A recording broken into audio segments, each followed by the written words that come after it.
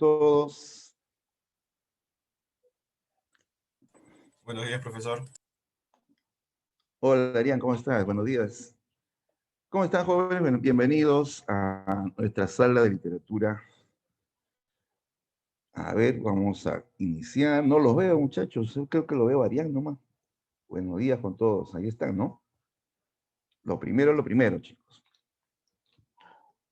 Hoy vamos a avanzar el capítulo 18. 18. El tema de nueva narrativa hispanoamericana. Comenzamos en un segundo.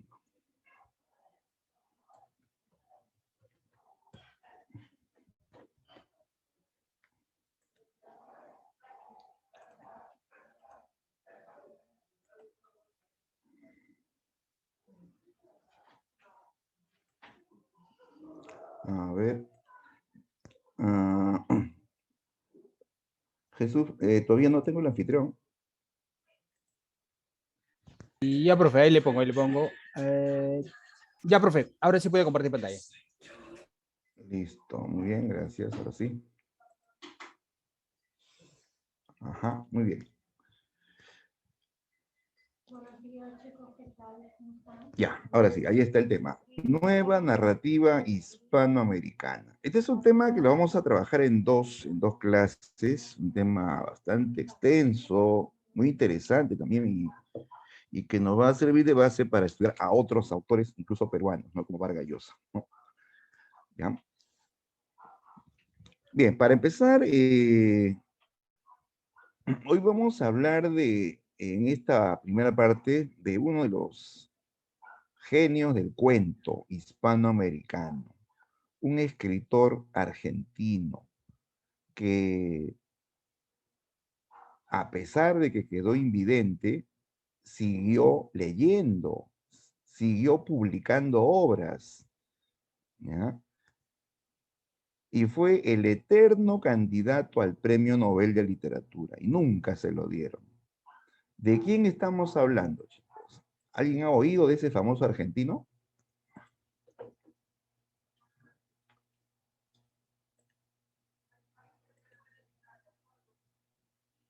Me parece que no han escuchado de él. Bueno, daremos entonces con más detalle de él. Ah, bien, Diana, así es. Jorge Luis Borges. Jorge Luis Borges.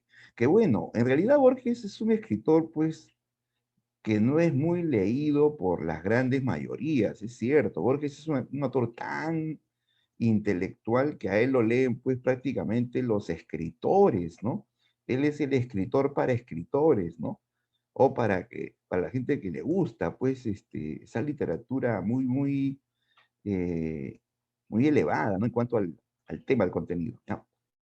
Entonces vamos a hablar hoy de Jorge Luis Borges, ¿ya? Pero primero hablemos de la nueva narrativa,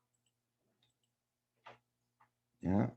Bueno, esta imagen es en alusión a uno de los cuentos de Jorge Luis Borges, un cuento titulado La casa de Asterión, ¿ya? Es un cuento que vamos a comentar en esta clase. La casa de Asterión. Y ahora sí, vayamos primero a la definición. ¿Qué es la nueva narrativa hispanoamericana? Simplemente se va a decir que es la narrativa que se construye en América Latina, pero con influencia del vanguardismo, el vanguardismo que comenzó en Europa, ¿ya?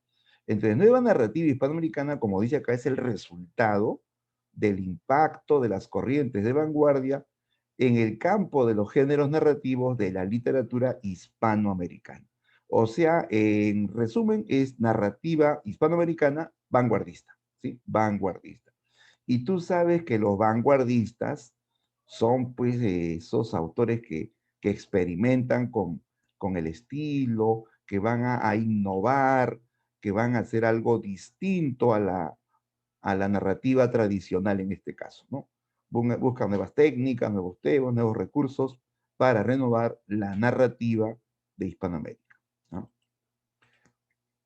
Ya, vamos a analizar las características, que son varias, son más que en otros casos, ¿ya? Así que mucha atención a la explicación de las características de la nueva narrativa. Ya, en primer lugar, en la narrativa hispanoamericana vanguardista se utilizan múltiples voces o múltiples puntos de vista.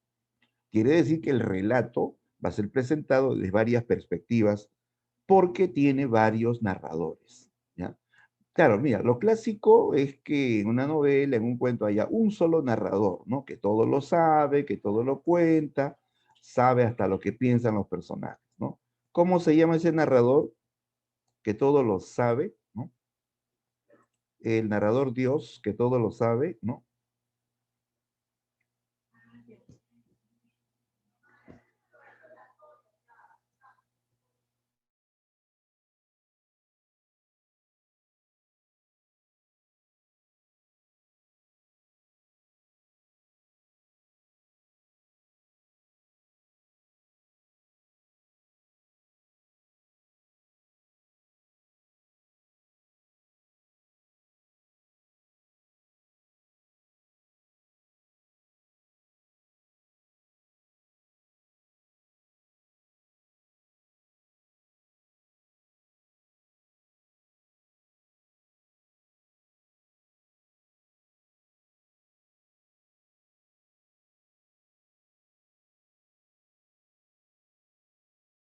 A ver, esperemos un ratito, parece que a veces la señal se pone así. Chicos, por favor, prendan la cámara. Estoy sacando a sala de espera a aquellos que tienen la cámara apagada. Tito, ya te saqué una vez a la sala de espera y no prendes la cámara. ¿Quién más? Torreblanca también prende la cámara, compañero.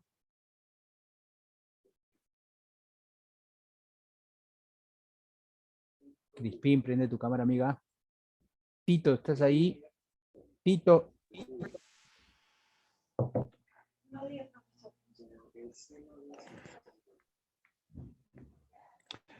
Hola, hola. Creo que el tema es la señal. Ese es el problema, chicos. Por eso que no veo tus mensajes. Ya, pero ya, estamos de nuevo. Voy a compartir de nuevo. Ya, chicos, ¿me escucharon la pregunta? ¿Qué era o cómo se llama el narrador que todo lo sabe? Ah, ya, muy bien, ahora sí lo veo. Ya me estaba preocupando, eso lo hicimos hace poco.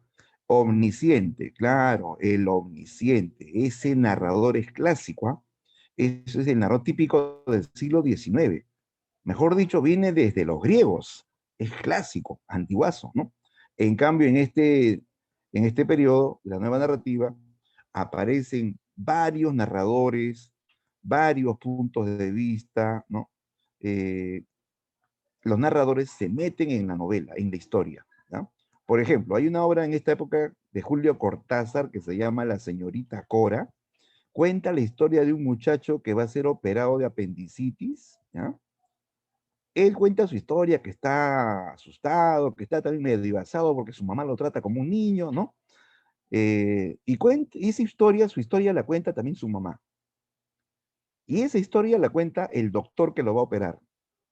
Esa historia la cuenta la enfermera y el enamorado de la enfermera. 5 personas cuentan la misma historia, pero cada uno desde su punto de vista, ¿ya? Entonces, en la novela moderna pueden haber varios narradores. Los personajes mismos se vuelven narradores. ¿Listo? 2.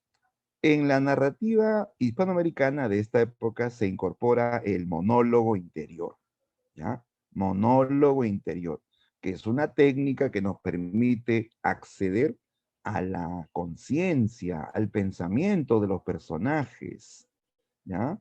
Tú vas a leer lo que están pensando los personajes libremente, o sea, ellos comienzan a pensar, estás leyendo la historia y de pronto aparece un párrafo donde estamos en contacto con el pensamiento del personaje, sin previo aviso, ¿ah? Así de pronto, sin avisar, aparece el pensamiento del personaje. No confundir esto con el monólogo teatral, ¿no? Porque el monólogo teatral es antiguo. ¿Te acuerdas de La vida de sueño? en La vida de sueño, el protagonista Segismundo hace monólogos. O sea, él habla solo ante un público. Eso no es monólogo interior. ¿Ya? No, no, no, no. Hablar solo en público, eso es un monólogo teatral. Segismundo no hace monólogo interior. El monólogo interior consiste en que al leer tú vas a entrar en contacto con el pensamiento del personaje. El personaje no habla, no dice nada, no habla con nadie, está pensando y tú vas a poder descubrir lo que está pensando el personaje. ¿De acuerdo? Ese es el monólogo interior. 3. En esta época, varios autores prefieren la narración objetiva. Vargas Llosa, Borges, ¿no?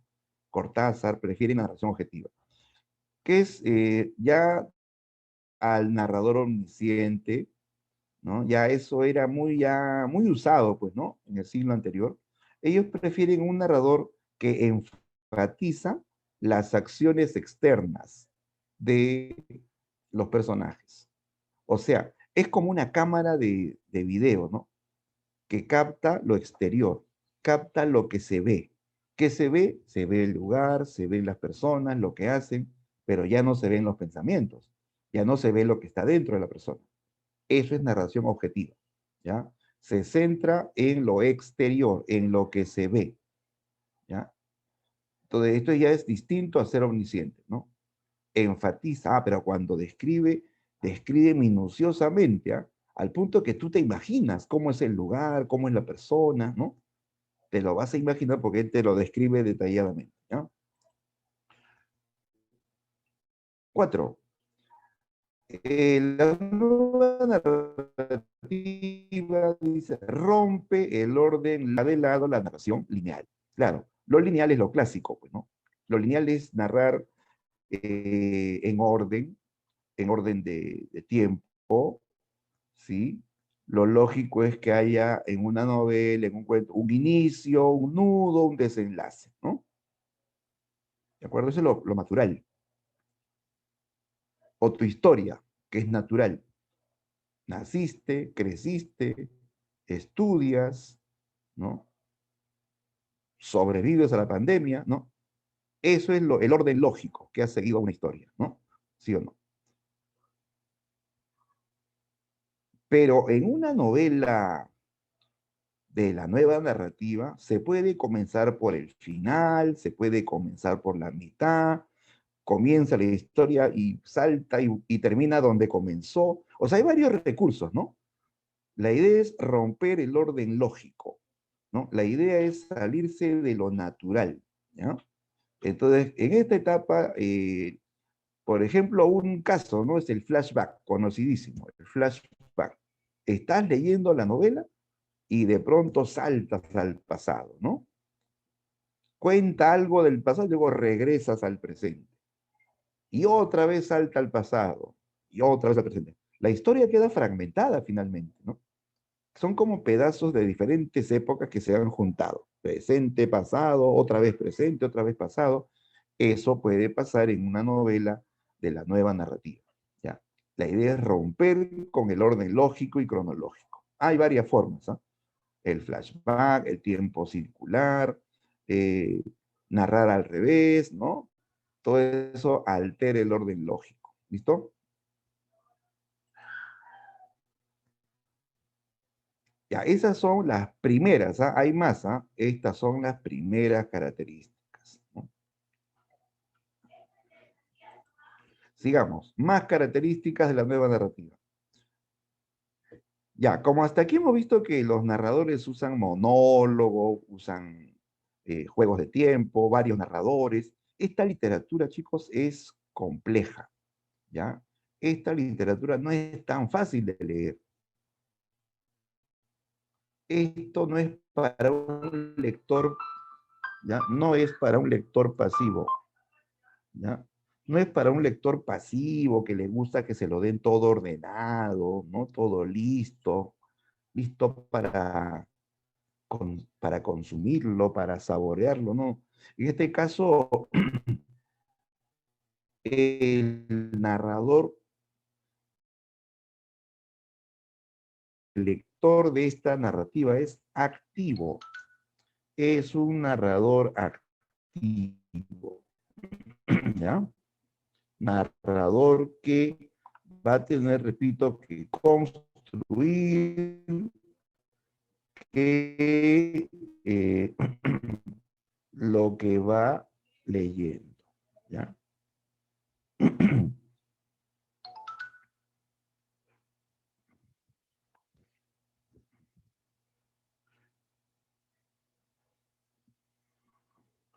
¿Ya? Entonces, busca un lector activo, ya no el pasivo, que es pues el tradicional, que solamente lee, ¿no?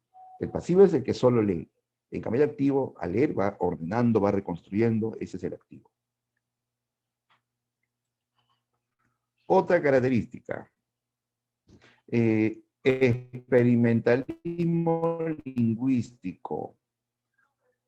Esto es algo también muy novedoso. Dice, se busca explorar la capacidad expresiva del lenguaje.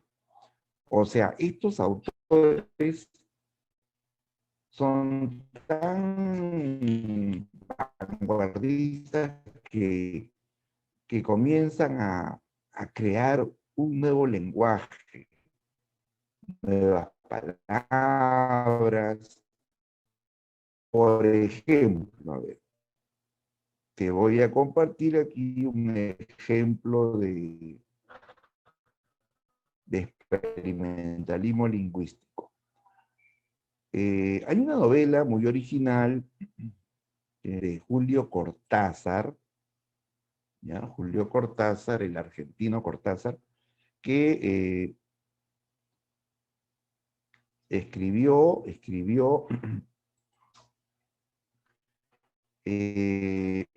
un capítulo, solo un capítulo, en un idioma, o mejor dicho, un lenguaje muy extraño. ¿Ya? A ver, voy a compartir. Es el capítulo 68. A ver, aquí está.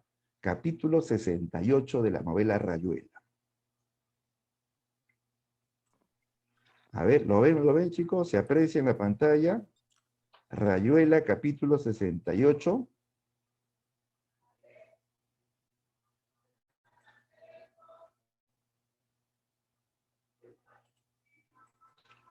Se ve, sí A se ve. ver, ya, sí se ve, ¿no? Listo. A ver. Alguien que nos lea una parte, porque no es todo. Una parte. Yo puedo. Ya, a ver, adelante. Amiguito, adelante. Apenas él amalaba el noema, a ella se le Está por el agolpaba lenguaje. el clésimo y caía en higromurias, en salvajes ambonios, en sus talos exasperantes cada vez que él procuraba reclamar la incopelusas, se enredaba en un grimado quejumbroso y tenía que emulsionarse de cara al novalo, sintiendo como poco a poco las arnillas se empujaban, espejunaban, se iban apecronando, redupliendo hasta quedar tendido, como el crimalciato de ergomanina, al que se le han dejado caer unas pílulas de cariaconcia. Sin embargo, eran apenas el principio, porque en un momento dado ella se tordulaba los urgalios, consistiendo en el que aproximara suavemente sus orfelunios, apenas se Listo. desplumaban algo como un... Ahí nomás. Ya, chévere. Nomás, Gracias. sí. Eso sí, porque la gente ya está con calambre al cerebro. ¿Qué es eso, profesor? ¿Qué significa eso? ¿No? ¿Cómo que como que él le aproximaba sus orfelunios. ¿Qué significa eso de él le amalaba el noema? A ella se le agolpaba el clémiso. Hidromurias, eh, espejunaban, ergomanina, urgalios. Pregunto, ¿esas palabras existen, chicos? ¿En alguna ocasión les han enseñado esas palabras en RB, eh, en léxico? ¿Alguien ha escuchado esas palabras antes? O sea, en el lenguaje común, ¿no? En el lenguaje cotidiano. Nunca, ¿sí o no? Estas palabras, jóvenes, no existen. Estas palabras las inventó Julio Cortázar de Argentina, ¿ya? No pertenecen a ningún idioma. No vayas a pensar que esto es de una lengua asiática o nórdica. No, no, no existe este lenguaje. O sea, estas palabras que hemos leído, ¿no? Entonces, esto de aquí, chicos, es experimentalismo verbal. Es el autor está creando nuevas voces, nuevas palabras. Es salir del castellano convencional, ¿sí? Ahora, y la profe, ¿qué significa todo esto? Bueno, este fragmento, así como está, no se entendería si es que no hay un contexto, ¿no? Antes de esto, se habla de una parejita que se han encontrado en un club nocturno y luego se van a un hospedaje. Ya, pues ahí nomás vamos deduciendo y por lo que va diciendo aquí, ¿no? Un poco de imaginación. Se trata, pues, de una narración, está narrando un encuentro sexual, ¿no? Un encuentro íntimo, erótico entre una pareja, ¿no? ¿Ya? Entonces, lo novedoso es ese lenguaje, ¿no? Este lenguaje es original, ¿no? Ahora, no vayas a pensar que todo el libro está así, no, no, solamente este capítulo 68, ¿ya? Lo demás sí tiene castellano normal. Entonces, eso es experimentalismo.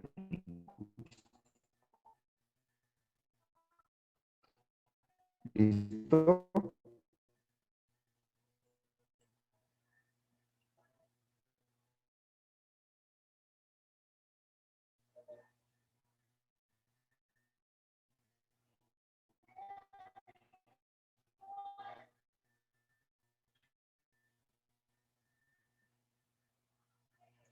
Ya, siguiente característica. Razón, ¿correcto? Más allá de la razón.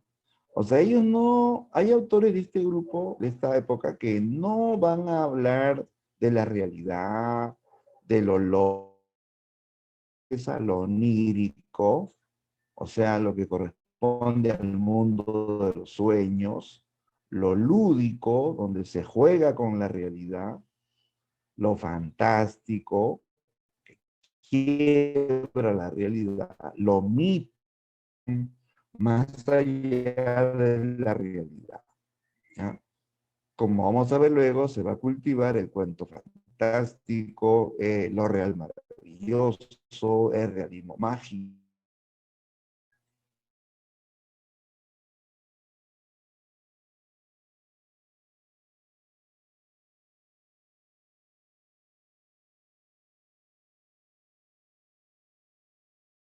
Culturación narrativa.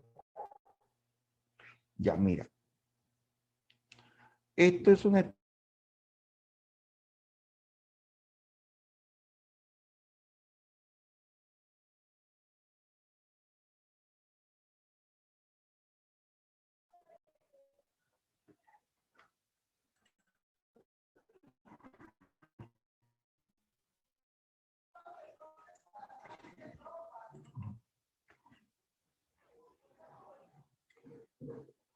A su día estamos sufriendo con la señal. Chicos, dicen si no se escucha, que estoy hablando como robot y no se entiende, avisen para esperar que se estabilice mejor, ¿no? A ver, ¿me escuchan bien? Por ratos se entrecorta su voz, Se profe. graba, se graba.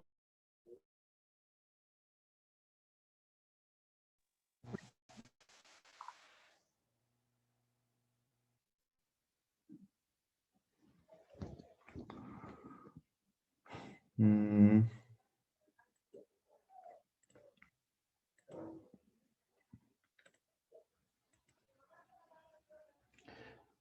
Ya ve, estoy sonando como robot, me dice. Ahora sí, profe, Dice, ahora sí estamos bien.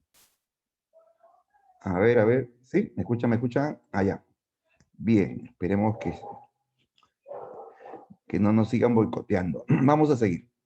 Ya, entonces, transculturación narrativa. Esto es una fusión de los temas latinoamericanos, temas que tienen que ver con la cultura latinoamericana, pero trabajadas con técnicas narrativas modernas. Por ejemplo, ¿se acuerdan de Cien años de soledad? Esta amenaza de que nacerá un niño con cola de cerdo, ¿no? Ya, pues eso tiene que ver con las creencias del Caribe colombiano, ¿no? Que eso es un castigo para los que han cometido incesto, ¿no? Ya, pero para tratar ese tema que tiene que ver con una creencia de América Latina, se utiliza pues la técnica del realismo mágico, se usa el tiempo cíclico, ¿no? Eso es transculturación narrativa. Tratar temas de la cultura latinoamericana usando técnicas modernas, ¿de acuerdo? Modernas. Otra característica, el cosmopolitismo. Profesor, ¿eso no era del modernismo? Sí, esto no es exclusivo del modernismo, también se ve en la nueva narrativa, porque ahora los narradores de América van a leer literatura o narrativa europea y norteamericana, ¿ya? Los latinoamericanos están leyendo a Kafka, a James Joyce, a Marcel Proust, o a los norteamericanos William Faulkner, Hemingway, ¿no? Entonces ellos son cosmopolitas porque están captando esa literatura mundial reciente, ¿no? O del siglo XX, ¿no? Que no es tan antigua, ¿no? Del siglo XX. Entonces, por eso que ellos van a aprovechar las técnicas, los temas o estilos de estos autores universales, ¿no? Y ojo, que estos escritores latinoamericanos viajan, no están en sus países. Mayormente han viajado a Europa o a Estados Unidos y están encontrando estos libros, pues, ¿ya? Por eso que su visión también es más amplia, pues, ¿no? No es como el escritor que nunca ha salido de su país, solamente ve su realidad, su entorno y habla de ese tema, nada más, ¿no? En cambio, los escritores de este momento están viajando, están en Francia, en Inglaterra, en España, en Estados Unidos, ¿no? Por lo tanto, tienen una mirada más amplia, tienen contacto con la literatura de esos países y van a poder escribir influenciados pues, por esa literatura universal. Ya. Y por último, ojo con esto, que es un punto clave en la nueva narrativa. La práctica de lo real maravilloso y el realismo mágico. ¿Ya? Real maravilloso y realismo mágico. ¿Ya? No es un movimiento. ¿Ah? No, no, no. No es un movimiento corriente. Es un estilo de escribir. Es una técnica. ¿Ya? ¿En qué consiste? Ya, primero que son dos, ¿ah? Real maravilloso y realismo mágico. Algunos lo igualan, lo toman como sinónimo y otros hacen una distinción. Bueno, yo particularmente digo que no es lo mismo. Hay una relación, sí, pero no es exactamente lo mismo. Primero existió lo real maravilloso, ¿ya? Que consiste en presentar una visión más compleja con la incorporación de mitos, hechos mágicos e insólitos de la realidad o cultura latinoamericana. De tal manera que lo real se presenta como fantástico, ¿ya? O sea, como dice el término, real maravilloso. La realidad, siendo real, se presenta como fantástica, como eh, increíble, ¿ya? Como increíble. Por ejemplo, ¿no? Muchos extranjeros se preguntan, se quedan boquiabiertos cuando escuchan que en el Perú han habido autoridades, alcaldes, presidentes, ¿no? ¿no? Que han sido muy corruptos, que han robado millones al país, no les pasó nada y hasta fueron reelegidos por el pueblo. Chicos, ¿eso es fantástico o es real?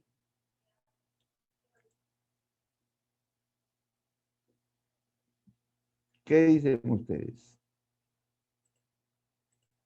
Eso es real porque tú lo has vivido, tú sabes que eso ha pasado en el Perú, pero los europeos, ¿sabes qué dicen? Oye, ¿de verdad? No te creo. ¿De verdad lo reeligieron?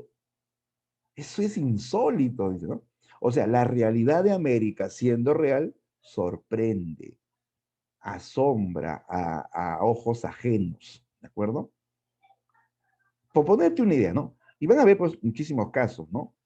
Sorprende, por ejemplo, que en América se celebre el Día de los Muertos, ¿no? ¿No?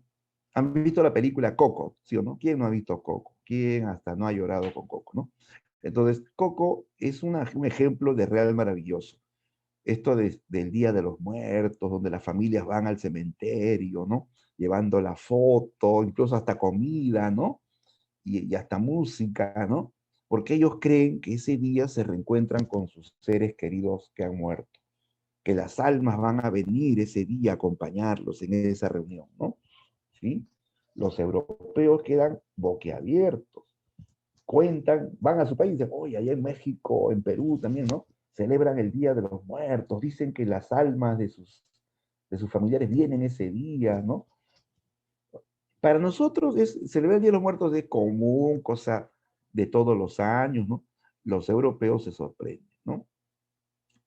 Y así, en las obras aparecen estas situaciones. Por ejemplo, hay una novela de Alejo Carpentier donde cuenta que en un pueblo cayó una lluvia de huesos.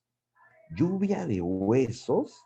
Sí, dice que del cielo caían clavículas, fémures, costillas, calaveras, ¿no? Y eso fue real. Eso fue real, chicos. Eso no es fantasía. Eso pasó en América Latina. ¿Sí? ¿Sabe dónde pasó eso? En Haití. Pero tiene explicación, ¿no? Tiene explicación científica. Resulta que los franceses bombardearon la isla y había, dice, como una especie de pequeña montaña donde había un cementerio. Había un cementerio y debajo de esa montaña estaba el pueblo, pues, el pueblo. Así que los cañonazos cayeron tan severamente en la montaña y sobre el cementerio que todas las tumbas explotaron y hicieron que sobre ese pueblo que está abajo cayeran pues fémures, calaveras, eh, costillas, ¿no? Entonces sí tenía explicación y eso pasó en América y eso que es real resulta fantástico, resulta sorprendente, ¿no? En eso consiste lo real maravilloso. O sea, no es fantasía, es realidad, pero una realidad tan propia de América que sorprende a otros que no son de América, ¿no? Y el realismo mágico. El realismo mágico sí es fantasía. Esa es la diferencia. Aquí el autor utiliza fantasía, pero no cualquier fantasía, una fantasía acá. Y que para remate va a ser presentada como real. La fantasía como realidad. O sea, lo contrario, ¿ah?, de lo anterior. Real maravilloso es lo real como fantástico. Y realismo mágico es, los autores van a crear situaciones sobrenaturales, imposibles, pero que van a ser aceptadas como reales. Por ejemplo, ¿no? Si leemos muchas escenas fantásticas, pero que son aceptadas. Por ejemplo, uno se queda boquiabierto cuando lee en 100 años de soledad que Remedios la Bella, una chica linda y virtuosa, casi una santa, ¿no? Se envuelve en sábanas blancas y se va volando al cielo, ¿no? Y desaparece entre las nubes. Mientras se va elevando, se despide de la familia se despide de ella, nadie se asusta, nadie se sorprende, lo aceptan como normal, ¿no? Eso es realismo mágico. Lo fantástico se presenta como real, como cotidiano. ¿De acuerdo? Entonces, ambas técnicas son propias de América Latina. Lo real maravilloso, el realismo mágico, son técnicas forjadas por escritores latinoamericanos. Muy bien, ya hemos visto las características, ¿no? Todas las características de la nueva narrativa hispanoamericana. ¿Ya? Ahora vamos a comentar las etapas de la nueva narrativa. Mira, la nueva narrativa tiene tres etapas. Ahí está la primera etapa emergente, luego viene la etapa de la consolidación y finalmente la etapa del boom, el boom hispanoamericano. A ver, la etapa emergente corresponde a la década del 20 hasta la década del 30, ¿ya? De 1920 hasta los últimos años de 1930. ¿Qué sucede en esta etapa? En la década del 20 comienza una onda narrativa conocida como el regionalismo, ¿ya? Se estaba desarrollando la narrativa regionalista, ¿sí? Esa literatura que te habla de la realidad campestre, historias de indígenas, de gauchos, de llaneros, de campesinos en general, ¿no? De América Latina, ¿sí? ¿Se acuerdan esa época en donde aparecen obras como Doña Bárbara, ¿no? O aquí en el Perú, El mundo es ancho y ajeno. Esas son obras regionalistas. En el Perú se llaman indigenistas, ¿ya? Pero es parte del regionalismo. Entonces, en esa época estaba de moda la narrativa regionalista. Pero eso no es nueva narrativa. Eso es narrativa todavía tradicional. En esta época donde la moda era la literatura regionalista o indigenista, aparecen otras formas narrativas de novela, ¿ya? O sea, no todos van a ser regionalistas. Aparecen los primeros autores que van a salirse de lo regional. Por ejemplo, aparecen formas narrativas como la novela modernista, ¿ya? Novela modernista. Ejemplo, la novela Duque de José Díez Canseco. Y frívola de la alta sociedad limeña, ¿ya? Habla de estos millonarios que ya no saben qué hacer con su plata y se entregan al... De eso cuenta la obra Duque de José Díez Canseco, ¿ya? O sea, esta novela no es pues indigenista, no te habla del campesino, te habla de Lima y un ambiente aristocrático de la ciudad, ¿ya? Eso se publica en esta época. O sea, es diferente, ¿no? A la narrativa recipiente, las primeras narraciones experimentales, ¿ya? Como el caso de la novela La Casa de Cartón de nuestro compatriota Martín Adán. Novela muy original, novela vanguardista, la única novela vanguardista de esa época, que incluso parece poesía, tiene un lenguaje que le han llamado novela poemática, ¿ya? La Casa de Cartón es conocida como novela poemática, ¿no? De esta manera se iniciaba, ¿ya? De esta manera, sobre todo con La Casa de Cartón, se iniciaba la nueva narrativa hispanoamericana. Pero es recibido porque la moda, repito, era la narrativa regionalista, ¿ya? Pero a ver si quedó claro. La narrativa regionalista americana, o sea, es vanguardista.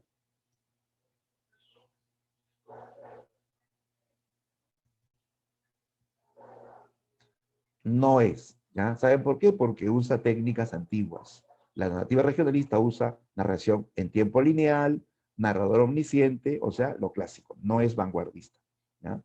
Entonces, lo que quiero decirte en este primer periodo es que a pesar que estaba de moda la narrativa regionalista, aparecen las primeras obras que tienen un estilo ya vanguardista.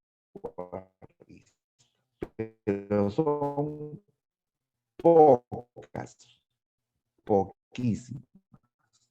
¿Ya? Ya, entonces está de moda lo regional, obras de la nueva narrativa, como el caso de Duque, de Canseco y La Casa de Cartón de Martín Galán. ¿Listo? Bien, sigamos. La segunda etapa. Se consolida la nueva narrativa. ¿En qué época? En la década del 40 hasta la década del 50. En esta etapa se produce el fin del regionalismo. Ya se desplaza al regional, ya se dice, ya hablaron mucho del mundo campesino, hablemos de otra cosa, ¿no? Entonces, ya se produce, digamos, la decadencia de la literatura regionalista y se impone, por lo tanto, una nueva narrativa, la narrativa de vanguardia. Aquí sí aparece una gran cantidad de novelas vanguardistas.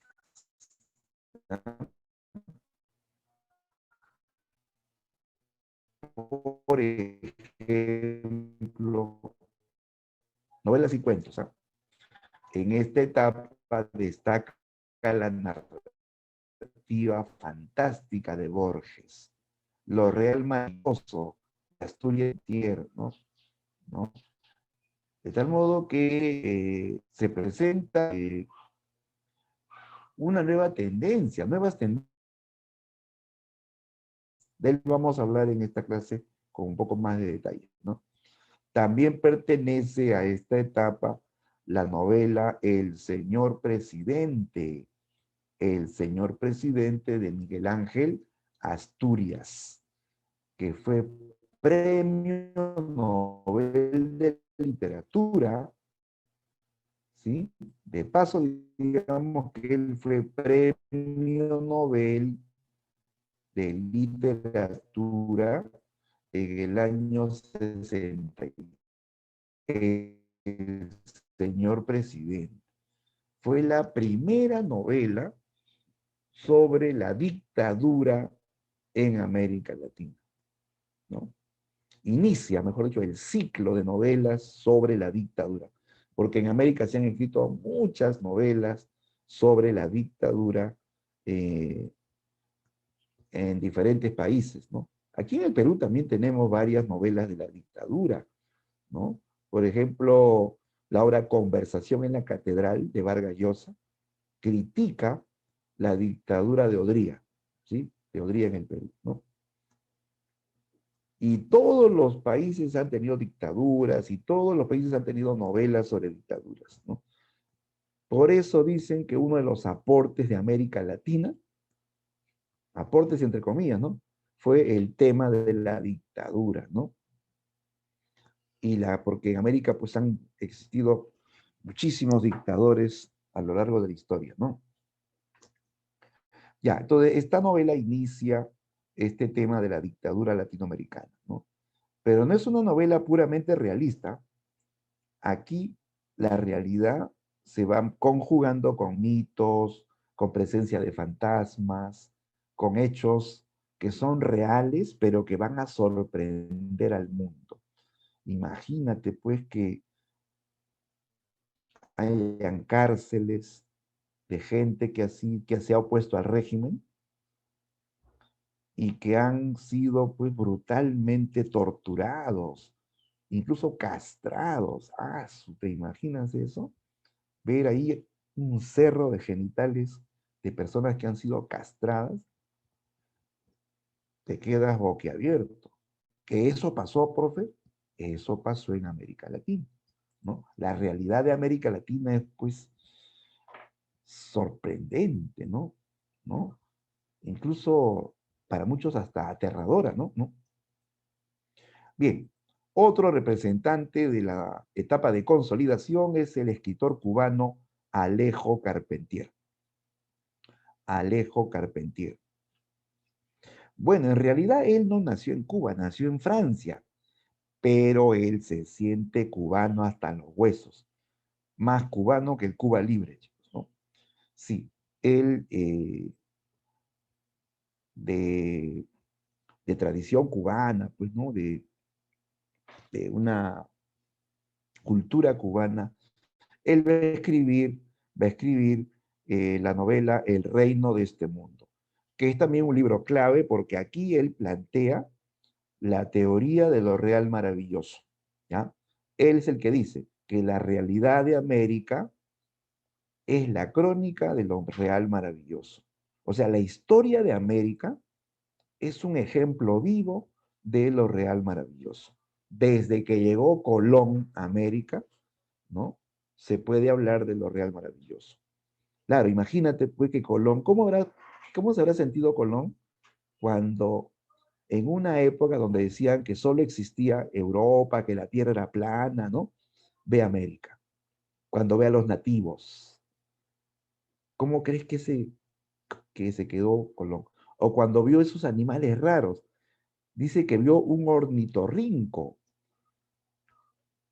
Se asustaron todos al ver un ornitorrinco, que es una mezcla, ¿no? Que parece mamífero, que parece pato, que parece ave, que parece pez. Era pues como un monstruo, ¿sí o no?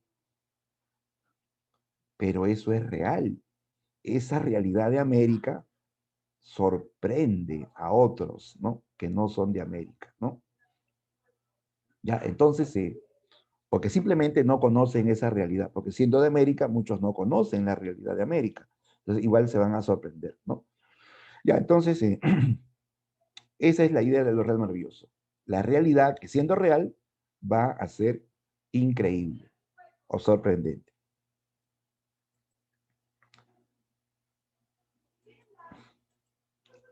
Y también finalmente incluimos en este grupo al escritor mexicano Juan Rulfo, gran novelista mexicano. Apenas tiene 2 obras, pero fue suficiente para hacerse famoso, ¿no? Sobre todo por su novela Pedro Páramo. Novela que nos presenta un mundo fantasmal, un mundo de muertos que habitan en un pueblo, ¿sí? Un pueblo mítico llamado Comala, Comala, ¿ya? Esto narra la historia de un muchacho que va a buscar a su padre, que se llama Pedro Páramo, ¿no? Así se llama el padre. Llega el muchacho a un pueblo, luego de hacer un largo viaje en tren, luego en caballo, ¿no? Una carreta tirada por caballos, llega a un pueblo donde no hay ninguna persona, las calles vacías, no hay ni un perro que ladre, ¿no? Dice, ¿dónde están todos? Y escucha así como voces lejanas, que se quejan, que sufren, ¿no? Y él como que medio se empieza a asustar, ¿no? El cochero que le ha traído al pueblo eh, no le da razón, pues, ¿no?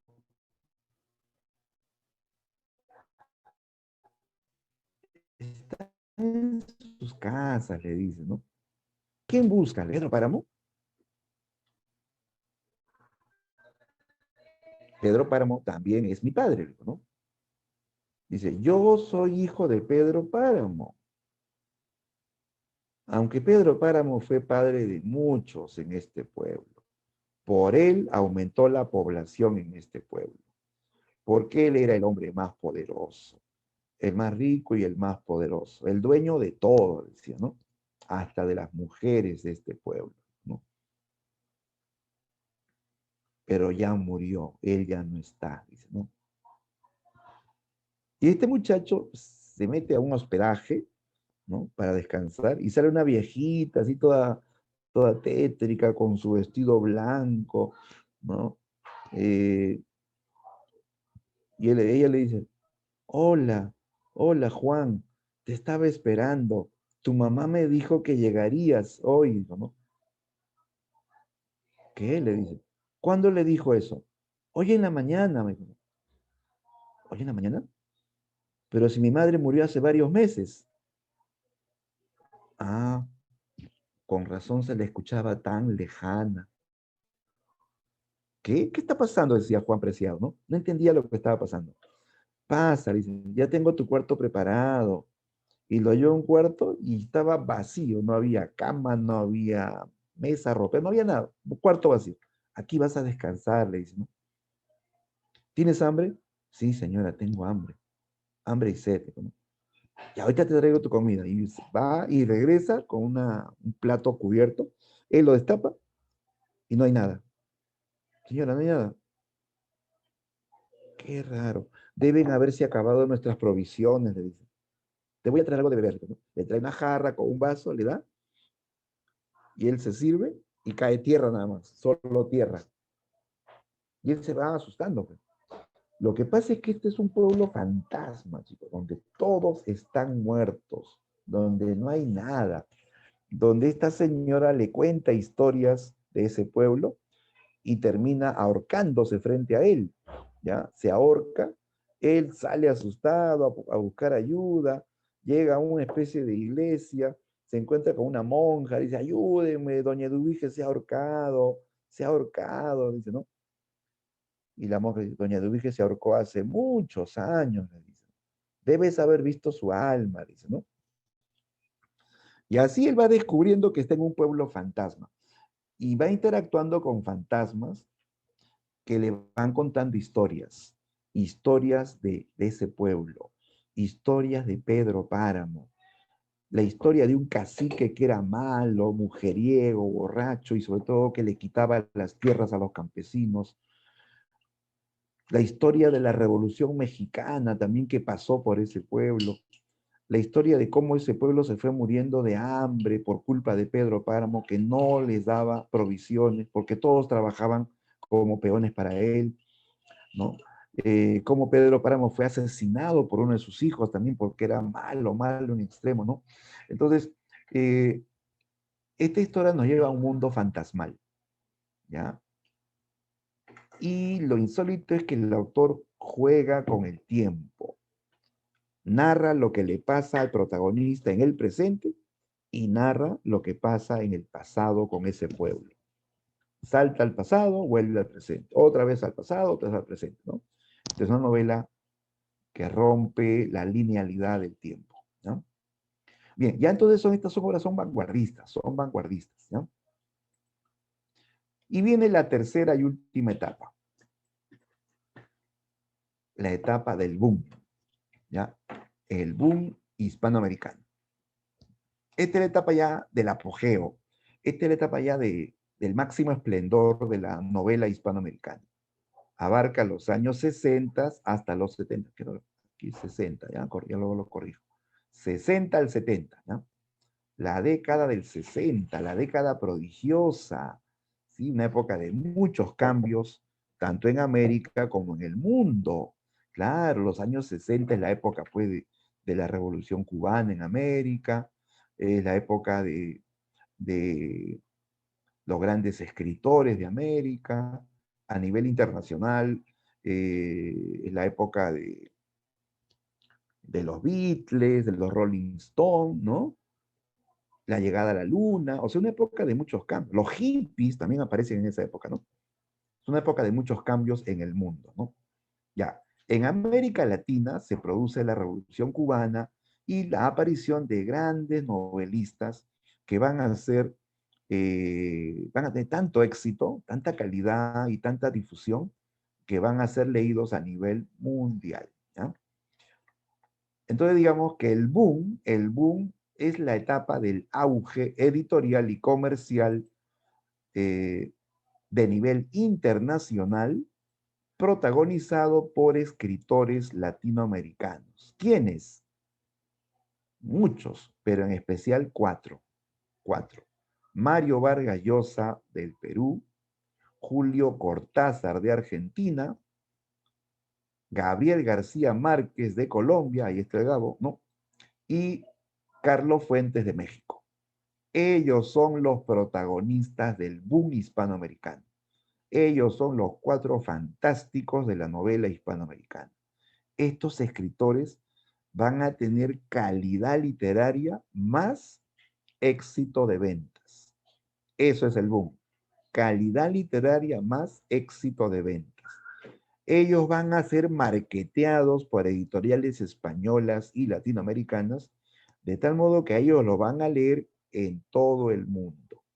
El primero, el iniciador del boom, fue nuestro compatriota Mario Vargas Llosa, que en esa época apenas contaba con 26 años y se hace famoso a nivel internacional. Publica su novela La ciudad y los perros, novela que fue promocionada desde España hacia el resto del mundo. La novela fue un éxito, ¿eh? En un año nomás se vendió más de 1 millón de libros, en un año, ¿ya? Se agotó y sacaron la segunda edición, luego la tercera edición. Eso fue un éxito de ventas nunca antes visto en la literatura hispanoamericana. Si tú comparas, regresamos a la etapa anterior, Borges sacaba ediciones de 100 libritos, 200 libritos. Ya, pues, ¿quiénes le compraban? Sus amigos, sus familiares. O sea, no era una cosa comercial, no generaba, pues, ganancias, mucho menos que el autor se haga rico. En cambio, en el boom, los autores se vuelven famosos y ricos con la literatura, porque ellos van a vender libros a nivel mundial. ¿Ya? Ese es el boom, ¿no? Ese es el boom. Y aquí tenemos las novelas del boom. Rayuela, de Julio Cortázar. La ciudad de los perros, de Vargas Llosa. 100 años de soledad, de García Márquez. Y La muerte de Artemio Cruz, de Carlos Fuentes. Estas van a ser las novelas más emblemáticas del boom hispanoamericano, ¿ya? Ahora, repito, ellos no son los únicos, ¿eh? Ellos son los protagonistas del boom. Cada país de América Latina tuvo su representante del boom. Hubo un autor del boom en Bolivia, en Brasil, en Uruguay, ¿no? En Guatemala, en fin, ¿no? Pero ellos fueron los más exitosos, ¿ya? Los protagonistas del boom, ¿ya? Bien, ahora sí, hablemos de Borges. En esta clase vamos a centrarnos en Borges. Y la próxima semana hablaremos ya de los autores del boom. ¿Ya? Bien, ahí está, Jorge Luis Borges, de Argentina. Ahí se le ve en la foto, siendo un adolescente de unos 15 años, su mamá, su padre y su hermana, ¿no? Veamos su vida.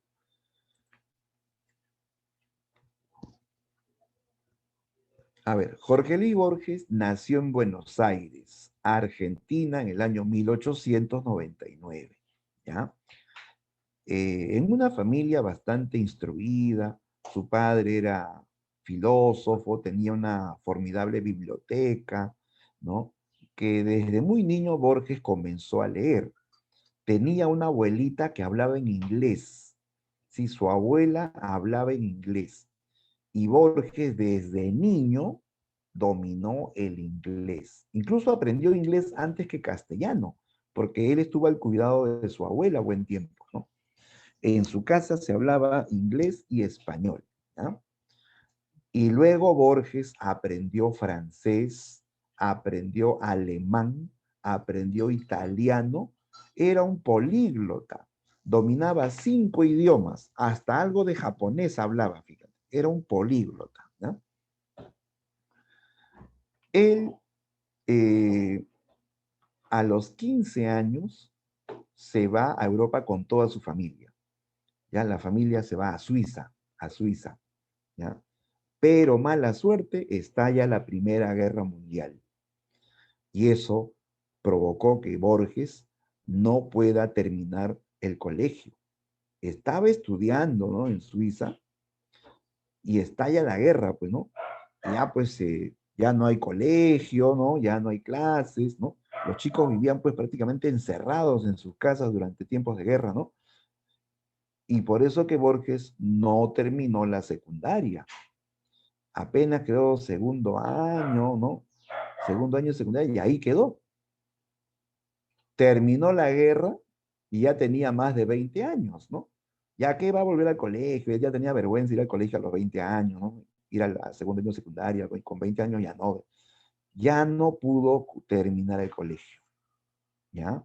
O sea que todos los que estamos en esta sala tenemos más instrucción que Jorge Luis Borges. Pero probablemente ninguno de los que estemos en esta sala tenga la cultura que tuvo Borges. Porque Borges era un tipo que leía de todo y durante toda su vida.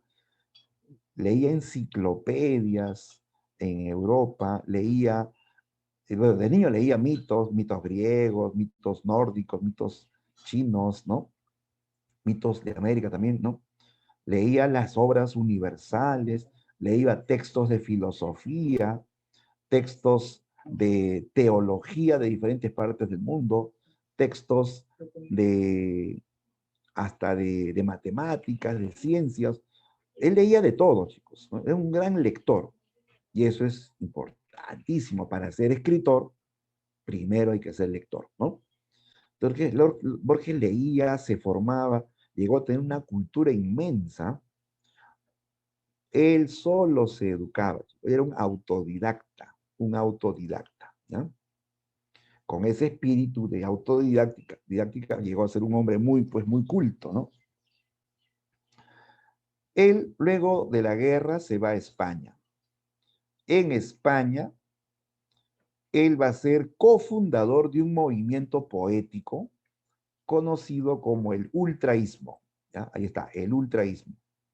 El ultraísmo es un movimiento de vanguardia que le rinde culto a la metáfora. El ultraísmo plantea que cada verso debe ser una metáfora, ¿ya? Esa es la estética ultraísta, la poesía ultrametafórica, ¿ya? Eso fue al comienzo, en su juventud. Después Borges ya se cansa de la poesía y comienza a trabajar el cuento. Ese es su fuerte, el cuento, ¿ya? El cuento. Y también el ensayo, ¿ya? Él va a privilegiar el cuento y el ensayo. Nunca hizo novelas. Tal vez por eso muchos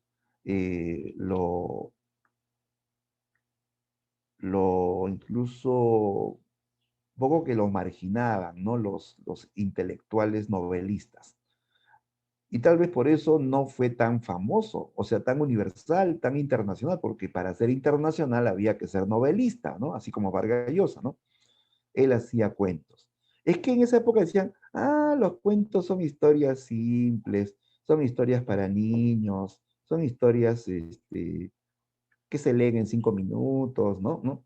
Era la idea de personas que no saben nada de cuentos, porque los cuentos, si bien es cierto, son cortos, son narraciones precisas. En los cuentos no falta ni sobra ninguna palabra. El autor tiene que construir un relato preciso, donde no sobren palabras, donde el lector quede atrapado inmediatamente, ¿no? Y en el caso de Borges, el cuento va a tener nivel, porque Borges eh, digamos, el nivel erudito, porque Borges escribe cuentos en base a lo que ha leído, y Borges ha leído un montón, pues, ¿no? ¿Ya? Entonces, él va a desarrollar el cuento, sobre todo el cuento fantástico, ¿no?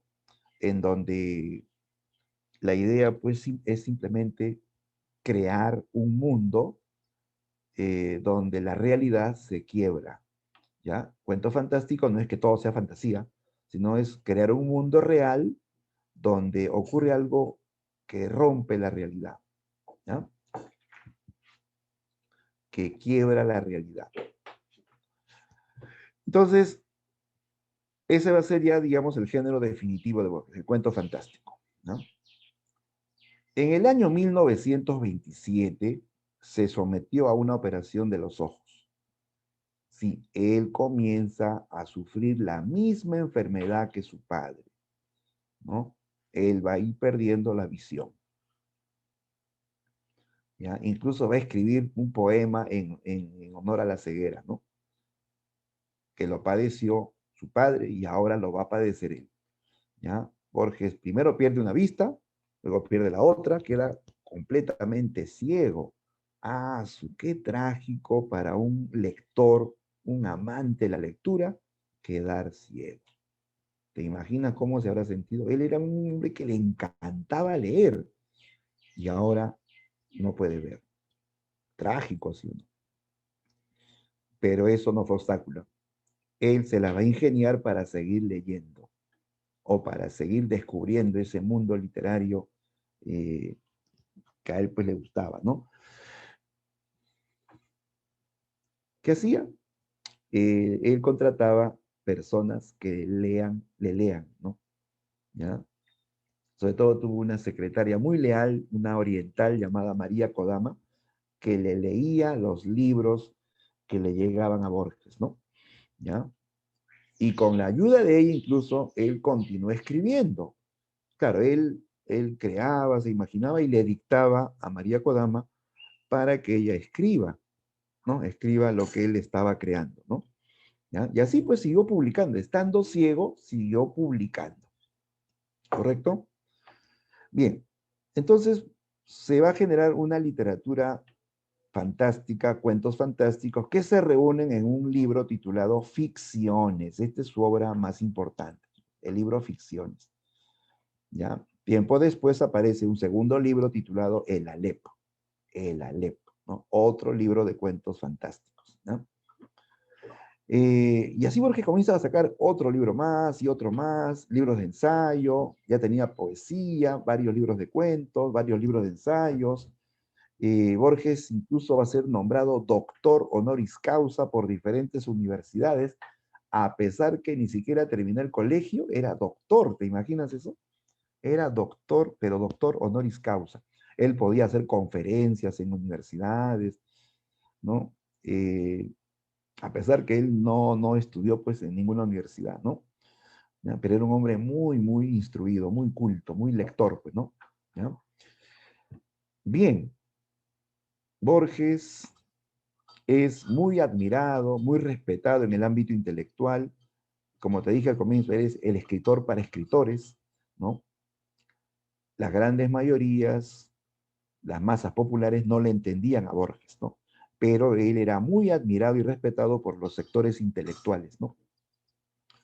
Y por eso fue nominado al Premio Nobel de Literatura. Él fue nominado hasta 15 veces al Premio Nobel de Literatura y nunca se lo entregaron. Se murió esperando el Premio Nobel de Literatura. Y eso fue algo que muchos escritores cuestionaron. Vargas Llosa dijo, ¿por qué no le dan el Premio Nobel a Borges? ¿No? Pero, bueno, hay varias versiones. Dos versiones. Una, dicen que por su postura política, porque él hizo comentarios bastante polémicos en una época donde en muchos países de América habían feroces dictaduras, de esas dictaduras pues sangrientas, ¿ah? Donde desaparecían, encarcelaban, fusilaban, ¿no? Borges dijo en una entrevista que él apoyaba las dictaduras organizadas en América, porque esas dictaduras eran necesarias para poner orden en los países de América. Y eso causó polémica. ¿Cómo se atrevió a decirse en una época donde mucha gente moría, gente era desaparecida? Pues no.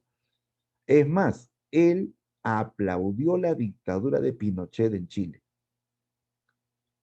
¿Sí? Y Pinochet le envía una carta a Borges donde lo invita a ir a Chile para ser nombrado doctor honoris causa por la Universidad Católica de Chile. Y Borges fue y recibió de la mano del dictador Pinochet el título de doctor honoris causa.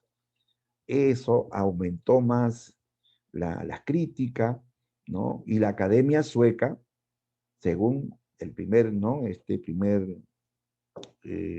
primera versión, ¿no? lo vetó, pues, lo vetó, ¿no? No puede decir eso, no puede hablar así, no puede, ¿no? Por más pues, postura política de derecha que tenga, no podía hacer ese tipo de comentarios, ¿no? Y pues lo vetaron y él sería nominado y nominado, pero nunca le darían el premio Nobel. Esa es una primera versión, ¿no? Que es la más difundida. Hay otra versión que dice que Borges no recibe el premio Nobel porque su literatura era tan académica, tan intelectual, tan erudita, que él escribía pues para pocos, para minorías, ¿no? Y su literatura no sería pues admirada por eh, mucha gente en el mundo, ¿no? Se supone que el escritor recibe el premio Nobel porque su obra influye en la sociedad, aporta algo, ¿no? A la sociedad. Y Borges era muy elitista, ¿no? Ya, el hecho es que él se murió sin recibir el premio Nobel, pero ganó otros premios importantes. Por ejemplo, él ganó el premio Cervantes, que es el máximo premio literario en lengua española. Es como el premio Nobel en lengua española, ¿no? Bien, Borges, ya viejo, anciano, ciego, ¿no? Se casó con su secretaria leal que le acompañó casi toda la vida, ¿no? María Kodama de Japón. Ella era la que le leía a Borges. Ella escribía lo que Borges le dictaba, ¿no? Ella fue muy leal. Por eso cuando Borges ya estaba a punto de morir, se casó con ella. Y no tanto por tener una vida con ella, porque estaba ya pues, con un pie en otro mundo, sino por agradecimiento, ¿no? ¿Para qué? Él se casa con ella y le deja pues toda su fortuna. Esa fue, digamos, la forma de agradecerle, ¿no? A María Kodama, ¿no? ¿Ya? Todos los años de servicio leal, ¿no? Bien, esa es la vida de Borges, un hombre que pasó, como vimos, su vida en Europa, vio la Primera Guerra Mundial, leía un montón, ¿no? Tuvo sus posturas polémicas, ¿no? Pero como escritor, pues era genial, ¿ah? Era fuera de serie. No había escritores como Borges que hacían ese tipo de cuentos, pues tan fantásticos y filosóficos, ¿no? Ya, aquí veamos las características de la obra de Borges. Ya, primero dijimos que él en su juventud hizo poesía, ¿no? Ya, cuando te pregunten qué tipo de poesía, él es poeta vanguardista, más precisamente ultraísta, ¿ya? Poeta ultraísta. O sea, él escribe esa poesía donde se hace una metáfora, luego otra metáfora y otra metáfora. Cada verso tenía que ser una metáfora. Esa es la poesía ultraísta. Pero luego dejó la poesía y va a privilegiar la narrativa fantástica. Ya, ojo, aclaremos esto. ¿Qué es narrativa fantástica? Porque muchos piensan que es la literatura donde todo es fantasía, un mundo maravilloso. No, no, no, eso no es narrativa fantástica. Ya, no es como las películas, ¿no? El Señor de los Anillos, ¿no? El Hobbit, donde hay un mundo pues creado, donde todo es sobrenatural, donde los árboles caminan, hay orcos, hay enanos, hay gigantes, ¿no? Ese es un mundo maravilloso, ¿no? Pero así no es la narrativa fantástica. Narrativa fantástica tiene que tener un mundo real, cotidiano, pero que de pronto se quiebra por algo sobrenatural. A ver, ¿tú has visto Peter Pan en películas, sí o no? Al comienzo aparece una ciudad normal, Londres, una ciudad normal, la vida real, personas reales, ¿no? Hasta que un día entra por la ventana volando Peter Pan y ahí se rompe la realidad, ¿no? O sea, para que haya literatura fantástica tiene que haber una realidad cotidiana, pero que de pronto se quiebra, ¿no? ¿Ya? Por ejemplo, ¿no? Eh, imagínate que te van a asaltar, imagínate que estás caminando, ¿no? Por las calles de Ribagüero y aparece una banda de asaltantes, ¿no? y tú estás ahí con tu amiga paseando, llevándola a su casa y viene pues esta pandilla de ladrones, ¿no? Con sus cuchillos y en ese instante pues tú no puedes hacer nada porque son varios y todos están armados, ¿no? Y de repente dices, Dios mío, ayúdame, detén el tiempo, ¿no? Y de pronto, sin explicación, el tiempo se congela. El cuchillo que estaba a punto de entrarte se queda paralizado. La mosca que estaba volando se queda paralizada, ¿no? Y tú sí puedes moverte. Y tú, ¡plá!, le metes un lapo al choro y te vas tranquilo con tu amiga, ¿no?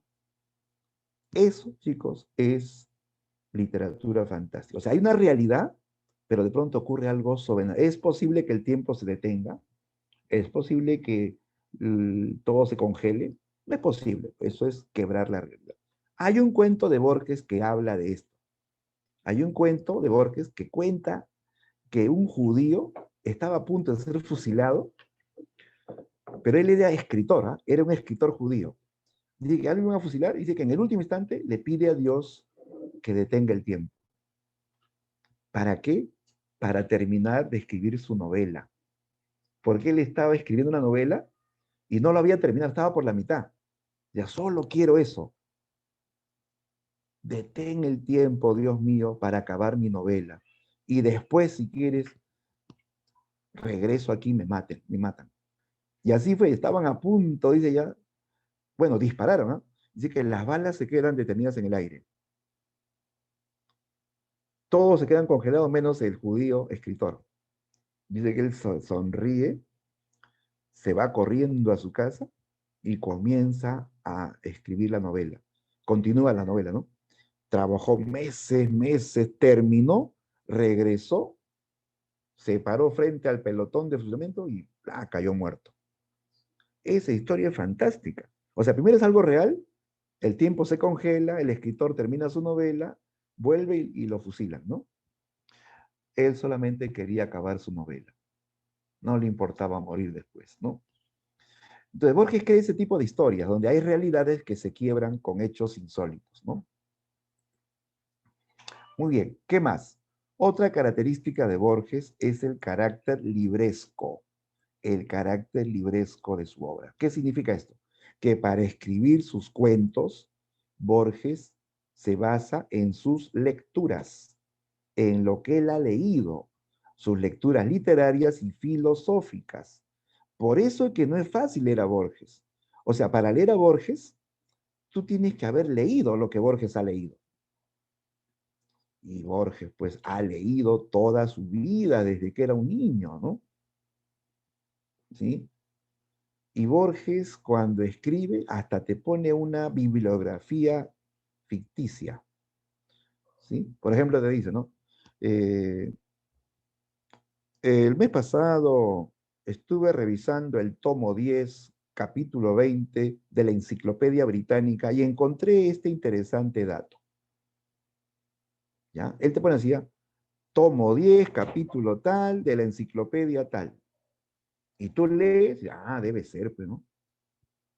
Como Borges sabe un montón, tú deduces eso. Ya, él sabe. Y como Borges sabe que tú no sabes nada, entonces tú te lo crees. Entonces él te inventa una bibliografía que no existe, ¿no? Pero tú lo terminas aceptando, porque como será, pues dice, ¿no? ¿Será que Borges ha leído eso, no? O sea, Borges inventa, ¿no? Inventa una bibliografía eh, que sí, ojo, puede ser que lo haya leído, ¿ah? O sea, él leyó la Enciclopedia Británica, pero resulta que el tomo 10 no existe, ¿ya? Entonces, él llega a jugar, él juega con esos recursos también. Bien, ¿qué más dice? Le rinde culto a la ficción y a la sin razón. Ya. Borges es un autor que todo lo inventa, todo es producto de su imaginación, ¿ya?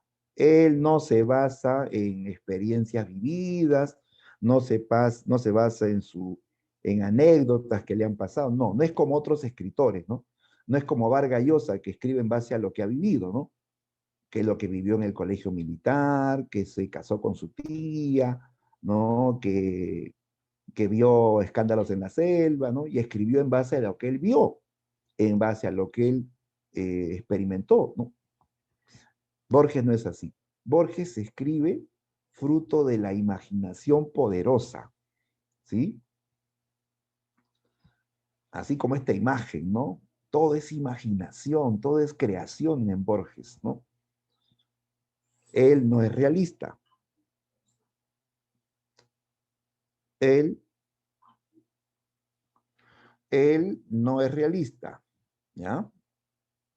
Un segundo, chicos.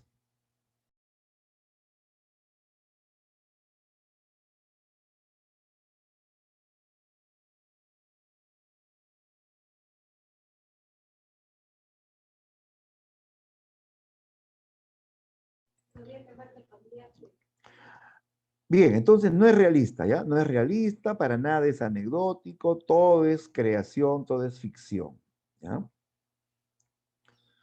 Sus temas favoritos son filosóficos o metafísicos, ¿ya? O sea, temas filosóficos o temas que van más allá de la razón, más allá de la realidad, ¿ya? Por ejemplo, temas claves de su literatura son el destino del hombre, ¿no?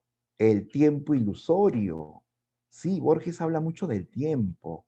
Dice que el presente es indefinido, que el pasado no existe porque ya fue. El futuro también no es real porque recién va a ocurrir, ¿no? Entonces siempre está con esa filosofía de que el tiempo es una ilusión nada más, ¿no? Habla del infinito, ¿no? Habla de la eternidad, el mundo como un laberinto, ¿no? Habla de la muerte también, o sea, temas que no son comunes en el cuento, ¿ah? Son temas más profundos, más filosóficos o simplemente fantásticos, ¿ya? Bien, eso es lo que caracteriza en general a la literatura de Borges. Entonces, es una literatura, como se ve, erudita, fantástica, filosófica, ¿no? Fuera de lo común, ¿no?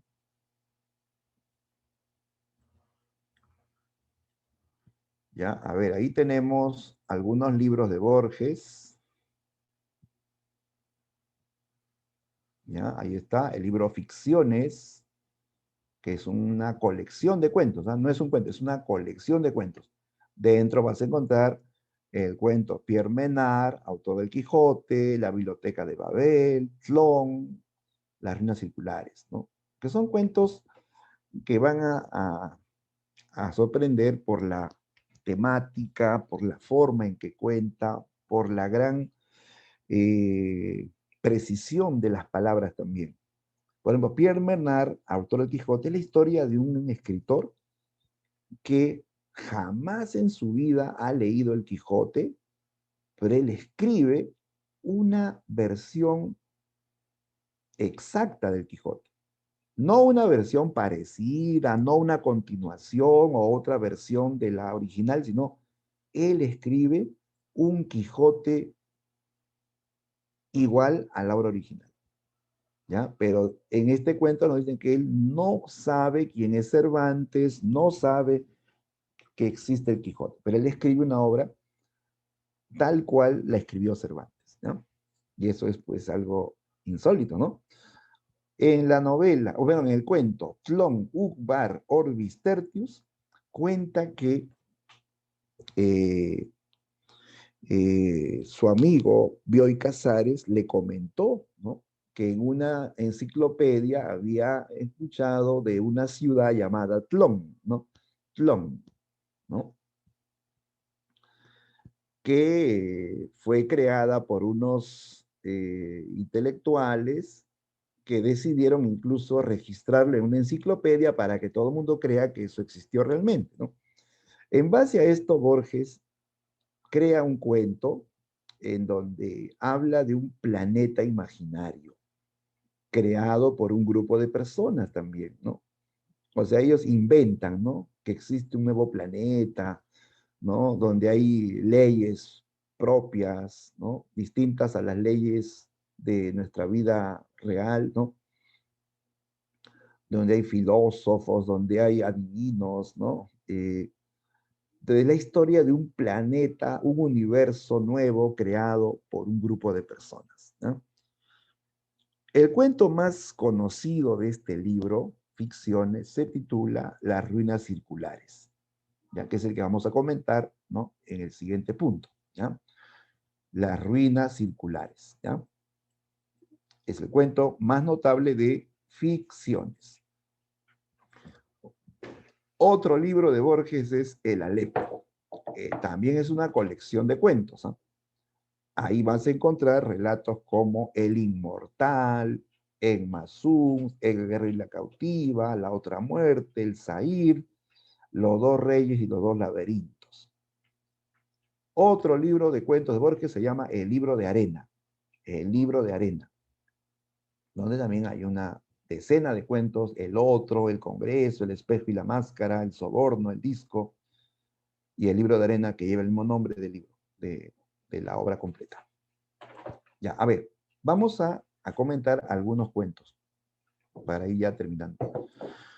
Ya, aquí tenemos el cuento La Casa de Asterión. ¿Ya?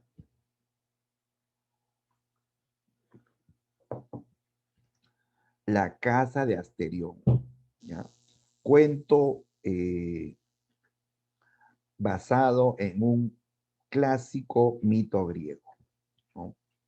A ver, ¿quién es Asterión? A ver, los amantes de mitología griega. ¿Quién es Asterión? ¿Es un dios? ¿Es un héroe? ¿Es un monstruo? ¿Quién es Asterión?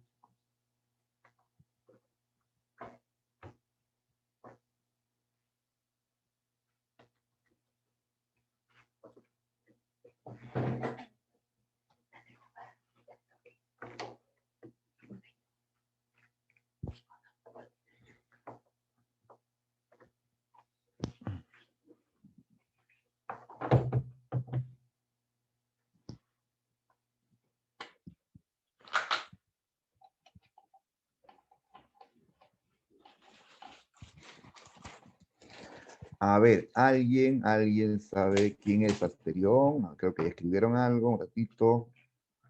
Un ratito.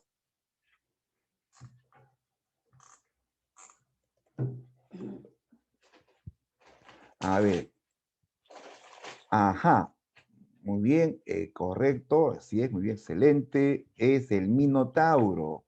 Asterión es el nombre propio del famoso Minotauro. Algunos no sabían eso, piensan que Minotauro es su nombre, ¿no? No, no, no, Minotauro es como un nombre común, como una especie, digamos, ¿no? Así como hay centauros, ¿no? Hay sirenas, ¿no? Hay minotauros, ¿no?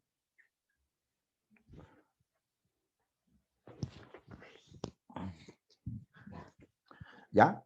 Entonces, esta es la historia de Asterión, ¿ya? Pero el que lee por primera vez este cuento ni se imagina que es el Minotauro, si es que no ha tenido, pues, el dato de la mitología, ¿no? Tú comienzas a leer La Casa Asterión, ya, pues será una casa, ¿no? Y hay alguien que se llama Asterión, ¿no? Y dice lo siguiente, mira, ahí voy a compartir un fragmento del cuento, La Casa de Asterión. A ver, ahí está.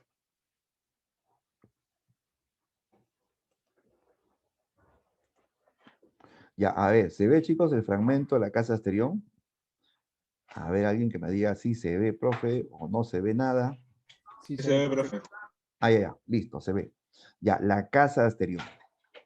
Y tiene una especie de epígrafe de entrada donde dice: y la reina dio a luz un hijo que se llamó Asterión, tomado de la obra del griego Apolodoro, Biblioteca, tomo 3, capítulo 1.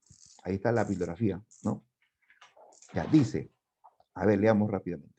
Sé que me acusan de soberbia y tal vez de misantropía y tal vez de locura. Tales acusaciones, que yo castigaré a su debido tiempo, son irrisorias. Es verdad que no salgo de mi casa, pero también es verdad que sus puertas, cuyo número es infinito, están abiertas día y noche a los hombres y también a los animales. Que entre el que quiera, no hallará pompas mujeriles, aquí, ni el bizarro aparato de los palacios, pero sí la quietud y la soledad. Asimismo hallará una casa como no hay otra en la faz de la tierra. Mienten los que declaran que en Egipto hay una parecida. Hasta mis detractores admiten que no hay un solo mueble en la casa. Otra especie ridícula es que yo, Asterión, soy un prisionero.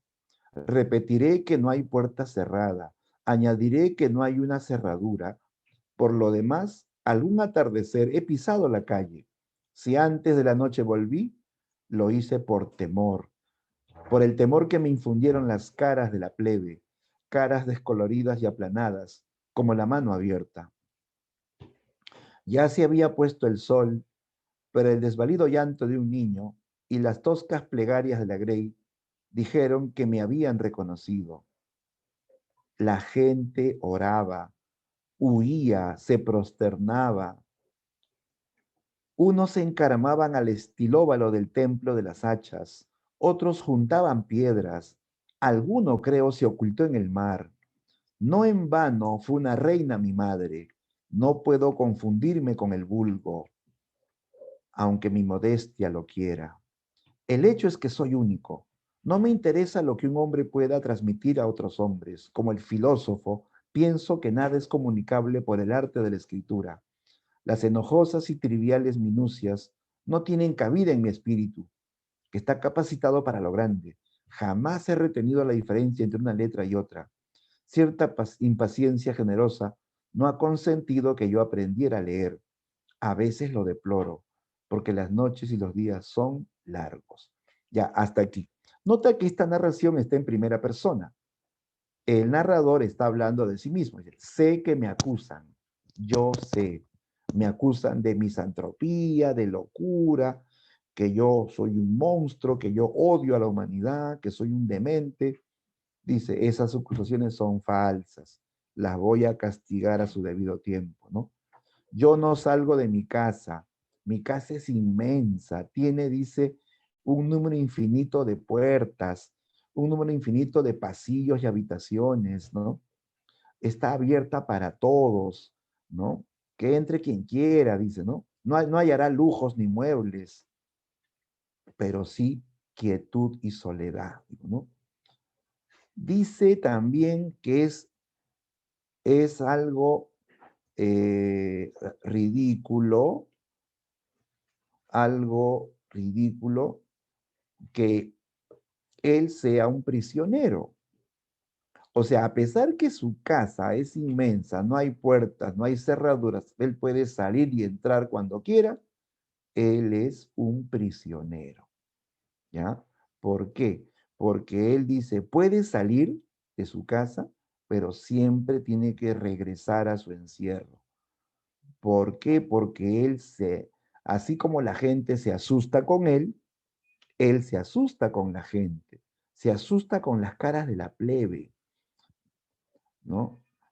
Se asusta al ver que ellos gritan, lloran, se arrodillan, se tiran al mar, ¿no? Y él regresa a su inmensa casa, ¿no? No puedo vivir con la plebe. Por algo soy hijo de una reina. Ah, su cebota, ¿no? Soy de la aristocracia. No puedo vivir con los plebeyos. Dice, ¿no? ¿No? ¿No? Así dice el narrador, ¿no? Pero hasta aquí no sabemos quién está hablando. No sabemos quién es el que vive en su casa, que se siente solo, que es hijo de una reina, hasta que tú vas leyendo, leyendo, leyendo, y luego te habla de cuán solo se siente, que a veces hasta se inventa su amigo imaginario y le enseña su enorme casa. Y él dice que todos los años le mandan 7 jovencitos y dice, me envían 7 jóvenes para que yo los libere de todo mal. Y van cayendo muertos sin que yo me ensangriente las manos. Uno de ellos antes de morir, por acá dice, acá mira, esta parte. Dice, cada 9 años entran a la casa 9 hombres para que yo los libere de todo mal. Oigo sus pasos o su voz en el fondo de las galerías de piedra y corro alegremente a buscarlos. La ceremonia dura pocos minutos. Uno tras otro caen sin que yo me ensangriente las manos. Donde cayeron quedan y los cadáveres ayudan a distinguir una galería de la otra. Ignoro quiénes son, pero sé que uno de ellos, en la hora de su muerte, que alguna vez llegaría mi Redentor. Desde entonces no me duele la soledad, porque sé que vive mi Redentor, y al fin se levantará sobre el polvo. Si mi oído alcanza todos los rumores del mundo, yo percibiría sus pasos. Ojalá me lleve a un lugar con menos galerías y menos puertas. ¿Cómo será mi Redentor? Me pregunto. ¿Será un toro o un hombre? ¿Será tal vez un toro con cara de hombre? ¿O será como yo? Aquí recién el lector comienza ya a darse cuenta de quién es el que está hablando. Mira lo que dice, ¿ah? ¿Será un toro o un hombre? ¿Será tal vez un toro con cara de hombre o será como yo? Cuando dice o será como yo, ahí uno deduce que es un hombre con cabeza de toro. Ahí recién el lector va a descubrir que se trata de un minotauro, ¿no? Sin saber el mito del minotauro, ¿no? Aquí ya por deducción va a entender que el que está hablando es un hombre con cabeza de toro, ¿no? El minotauro, ¿no? Al final, el autor cierra el cuento diciendo que entra Teseo, el héroe, a esta casa de Asterión y se va a encontrar con el minotauro, ¿no? Y Teseo, luego de haberse encontrado con el minotauro, sale y dice, ¿lo creerás, Ariadna? Dijo Teseo, el minotauro apenas se defendió. O sea, prácticamente el minotauro se dejó matar, no se defendió como uno pensaría, ¿no? Que una batalla feroz entre Teseo y el minotauro, no. El minotauro prácticamente se dejó matar. Y aquí nos queda pues la pregunta, ¿por qué el minotauro se deja matar, no? ¿Qué era para él la muerte? Hay una parte del cuento que dice, ¿no? Vienen 9 jóvenes y yo los libero de todo mal. En realidad los mata, sí los mata, pero para él matarlos es liberarlos del mal, del sufrimiento. Y en este caso el Minotauro sufre, pues sufre la soledad, sufre la incomprensión de la sociedad, ¿no? Vive aislado, siempre prisionero, a pesar que puede salir, ¿no? Entonces él dice, la muerte pondrá fin a su soledad, a su laberinto, ¿no? Entonces este es un cuento que tiene una reflexión filosófica. Representa la situación de mucha gente que se inventa sus propios laberintos, de donde no pueden salir y ven como única solución la muerte, ¿no? Él retrata esa filosofía de algunos seres humanos, ¿no? Bien, entonces no es un cuento común, es un cuento que tiene un misterio al comienzo y al fin dice, ah, su era el Minotauro, ¿no? Porque suele ser así. En el último párrafo ahí te da el dato preciso, se descubre el dato, se descubre el misterio, ¿no? Por eso dicen que los cuentos de Borges son como relatos policiales. Hay un misterio y al final recién se descubre el misterio, ¿no? Bien, y para terminar, eh, comentamos este último cuento, Las ruinas circulares. Las ruinas circulares, que es parte de la colección Ficciones. Ah, está dentro del libro Ficciones. Es un cuento fantástico. Fantástico porque, de hecho, aquí es increíble, pues, que un hombre crea a un hombre en base a sueños. Crear un hombre en base a sueños. Es la historia de una especie de mago que sueña la creación de un hombre. Y este a su vez va a soñar la creación de otro hombre.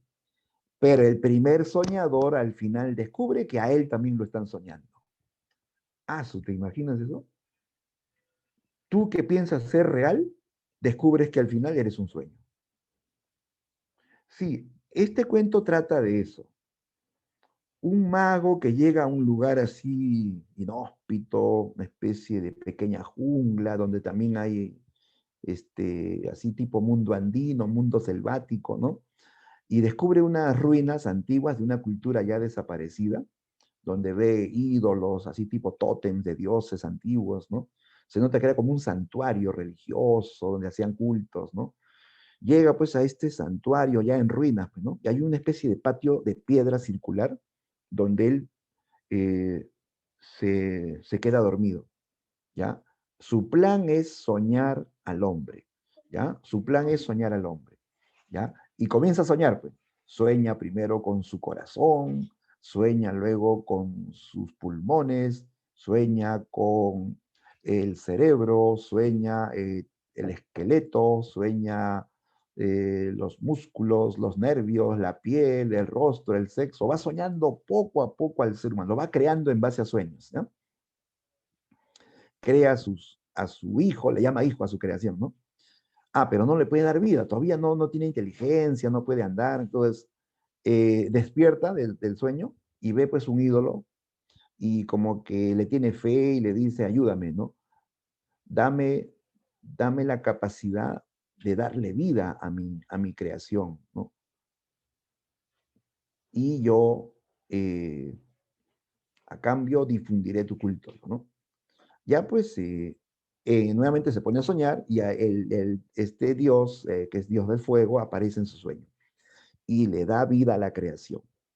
Este hombre creado por el mago se levanta, tiene inteligencia, tiene alma, ¿ya?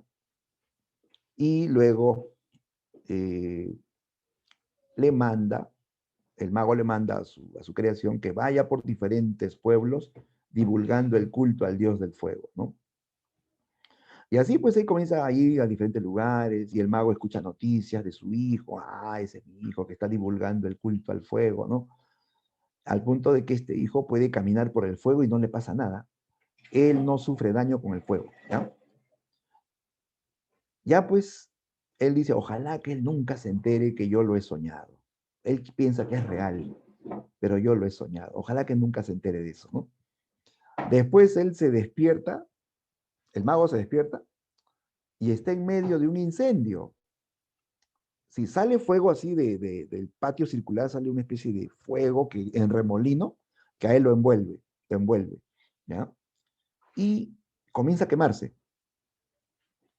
Lo sorprendente de esto es que él está todo ya envuelto en fuego y no siente dolor. El fuego no le hace daño, no le duele absolutamente nada, ¿no?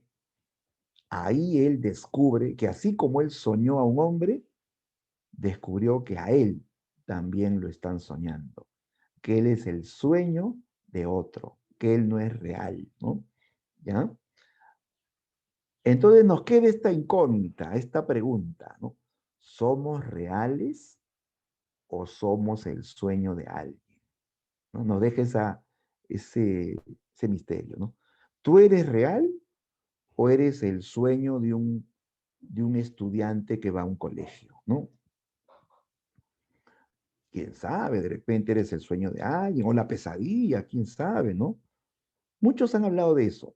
Calderón de la Barca dijo, la vida es un sueño, una simple ilusión, ¿no? Y Borges también va a continuar esa temática de la vida como una ficción, como el sueño de alguien. ¿Listo? Muy bien, bien, listo. Ya estamos contra el tiempo, vamos a dar, chicos, las claves de la práctica. ¿Ya? A ver, todos busquen su práctica, yo también. Un ratito, ¿dónde estás? A ver.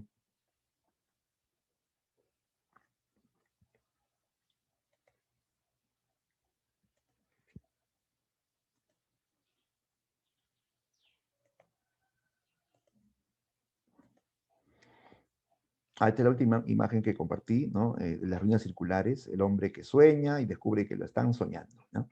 Eso vino en el examen de admisión de San Marcos. En el cuento, Las ruinas circulares de Jorge Luis Borges, el protagonista al final descubre que es la respuesta alternativa, mago, minotauro, sueño, Dios, ¿no?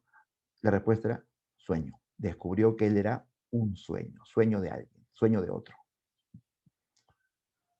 Y ahora sí, voy a compartir el material de práctica. ¿Ya? A ver, vamos a la primera pregunta. Ya, ¿se ve, chicos, la práctica del tema 18? ¿Sí? ¿Lo ven todos? Sí, profe. Ya, listo. Muy bien. Vamos a resolver. 1. Seleccione la alternativa que complete el siguiente enunciado sobre la nueva narrativa hispanoamericana.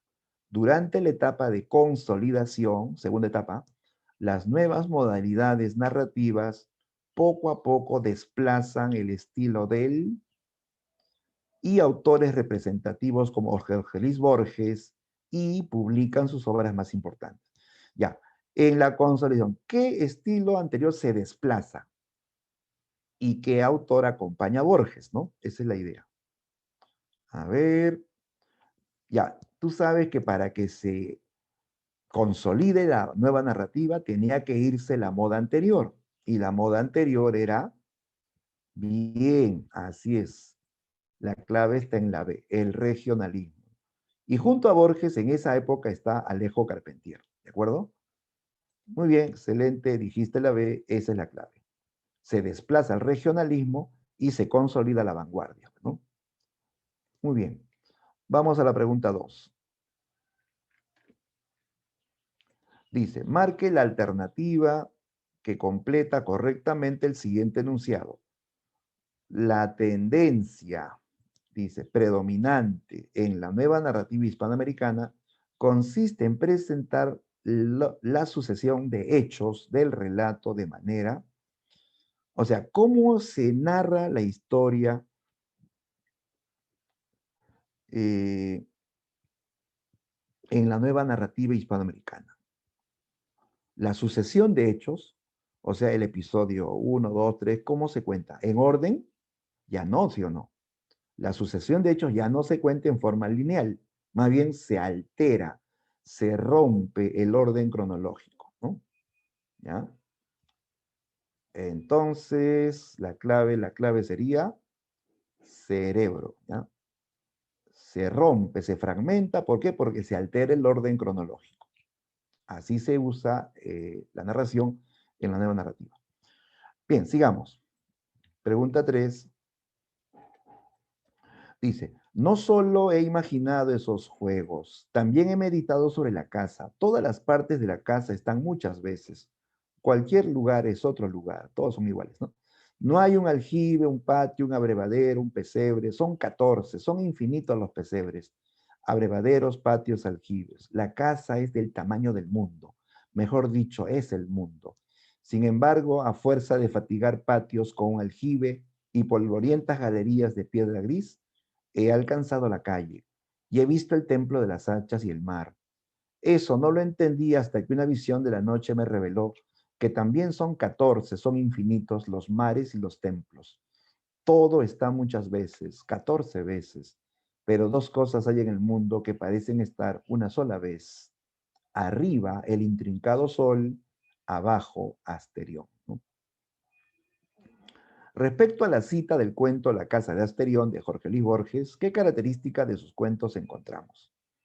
Ya, aquí nos está hablando de su casa, ¿correcto? Habla de su casa, que dice que es inmensa como el mundo, ¿no? Que tiene infinitos patios, infinitos pasillos, infinitas galerías, ¿no? Eh,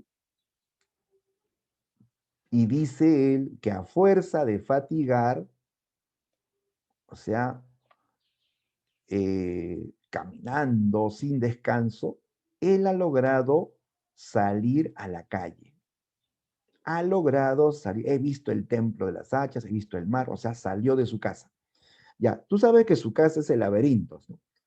Según el mito, nadie puede salir del laberinto, porque como todos los lugares, los pasillos son iguales, te vas perdiendo más, te vas confundiendo, te vas perdiendo más. Nadie puede salir del laberinto. Pero aquí noten que el autor dice que sí puede salir, que a pesar de que hay infinitos patios, infinitas galerías y pasillos, él sí logra salir a la calle. Aquí se plantea un tema que es típico de Borges. El laberinto representa el caos, la confusión, ¿ya? Pero en medio de ese caos, de esa confusión, su protagonista logra encontrar un orden, logra encontrar un orden que le permite salir de ese caos, de ese laberinto. Ya, aquí se toca el tema del caos y el orden. Ya, el caos y el orden. Un tema recurrente en los cuentos de Borges. ¿Ya? Entonces, la respuesta la vas a encontrar aquí. El caos y el orden reflejados en la imagen del laberinto. El laberinto es como un símbolo del caos, en donde el hombre debe encontrar un orden. ¿Sí? Esa es la idea. Clave B. Ya, sigamos. Pregunta 4. Dice, desvarío laborioso y empobrecedor el de componer vastos libros, el de explayar en 500 páginas una idea cuya perfecta exposición oral cabe en pocos minutos. Mejor procedimiento es simular que esos libros ya existen y ofrecer un resumen, un comentario. Ya, hasta aquí, mira, hasta aquí. Dice, es una locura, es una pérdida de tiempo escribir libros vastos, vastos es extenso, ¿no? ¿Para qué explayar en 500 páginas una idea que se puede exponer oralmente en pocos minutos? Mejor procedimiento es pensar que esos libros extensos ya existen y hacer una especie de resumen o comentario de ellos. Ya, justamente aquí se ve, pues chicos, el estilo, la filosofía del autor. A él no le gustan hacer novelas, a él no le gusta hacer historias largas, él hace cuentos. Dice, ¿para qué escribir historias tan largas de 500 páginas, 800 páginas, si eso yo lo puedo sintetizar hablando en unos cuantos minutos, ¿no? Es cierto, pues eso, ¿no? Entonces, aquí lo que él estaba planteando, esto está en un prólogo, es que él lo que va a hacer es leer esos librazos, esas enciclopedias, esas historias inmensas, para luego crear relatos concretos. Entonces él se basa en lo que ha leído, pero cuando él escribe, no escribe historias largas, escribe historias cortas, ¿no? ¿Ya? Y aquí él comenta que ha leído tal libro, tal libro, tal libro, y en base a eso él va a escribir, ¿ya? Eso es lo que se llama el carácter libresco de Borges, ¿ya? O sea, en base a sus lecturas enciclopédicas, él va a crear cuentos concretos, ¿no? La respuesta la encontramos acá, mira, la de evidencia el carácter libresco de su producción literaria, ¿ya? Él se basa en lo que ha leído, ¿ya? 5. Marca la alternativa que completa correctamente el siguiente enunciado. Muchos de los cuentos de Borges contienen, por ello es común que presenten una, a ver, vamos a revisar, ¿no?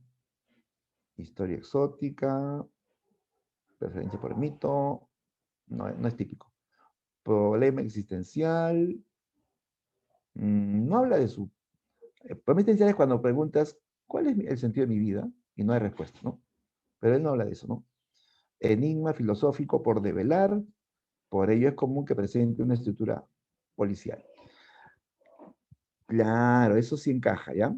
O sea, sus cuentos son como un misterio y al final se devela con una frase, con un párrafo, se devela quién es el personaje, cuál es la cosa oculta, ¿no? ¿Ya?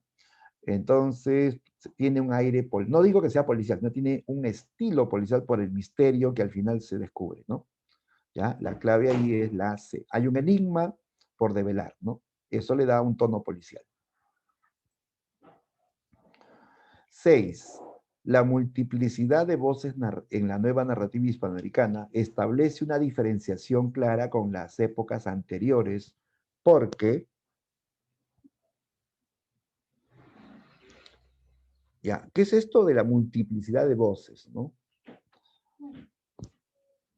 Ya, ahí vamos a decir simplemente pues que en una novela, ¿no? O en una narración en general,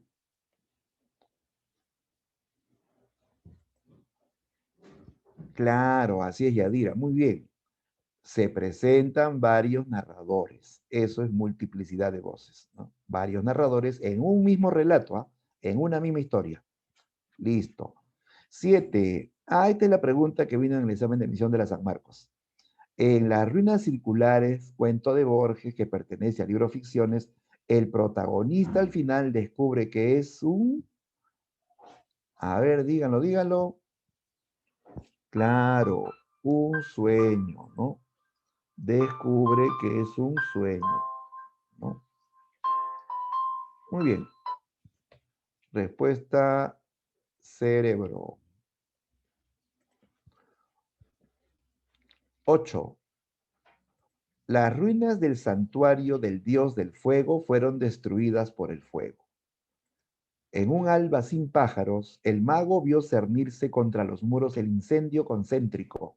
Por un instante pensó refugiarse en las aguas, pero luego comprendió que la muerte venía a coronar su vejez y a absolverlo de sus trabajos. Caminó contra los jirones de fuego. Estos no mordieron su carne, estos lo acariciaron y lo inundaron sin calor y sin combustión. Con alivio, con humillación, con terror, comprendió que él también era una apariencia, que otro estaba soñándolo. Así termina el cuento, ¿no? Descubre que lo están soñando, ¿no? Dice, en este fragmento de las ruinas circulares de Borges, ¿qué característica de sus cuentos se puede apreciar?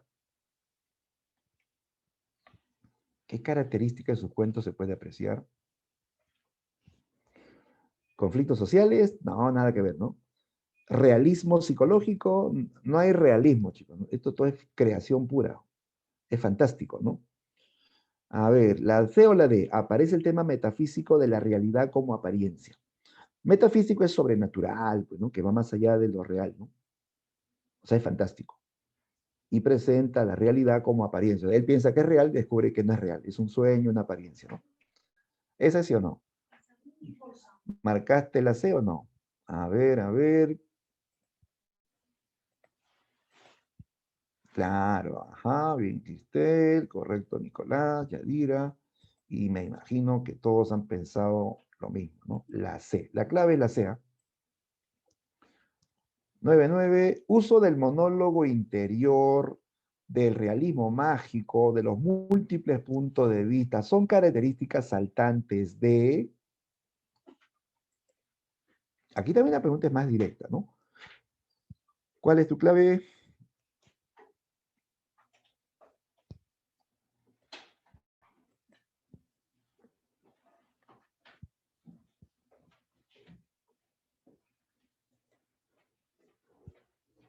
Clave. Ajá, muy bien. La C de cerebro. Estas son características de la nueva narrativa hispanoamericana, ¿no? El monólogo, el realismo mágico, múltiples narradores, todo eso se da en la nueva narrativa. Listo, y la última pregunta dice, la literatura no puede imitar la realidad, más aún no debe hacerlo. Su materia no son los hechos, ni los lugares, ni las situaciones reales, sino que debe modelar ficciones. El narrador no debe ser un cronista, sino un verdadero creador de mundos imaginados. La concepción mencionada anteriormente pertenece al autor argentino más importante del presente siglo. ¿Quién piensa así? Que la literatura no debe ser realista, no debe basarse en hechos reales, sino debe ser un trabajo de creación, de ficción total, ¿no? Claro, nos están hablando de Borges, Jorge Luis Borges de Argentina. ¿Listo? Bien, clave B. Listo, chicos, justamente hemos llegado a la hora precisa, 10 en punto, ¿ya? Bien, con esto estamos ya concluyendo la sesión de hoy. ¿Ya? Ya está habilitada la domiciliaria de esta clase, ¿ya? Entonces no se olviden de terminar eso, chicos, hoy hasta mañana máximo, mañana al mediodía, ¿ya? Bien, amigos, entonces quedamos aquí, me despido.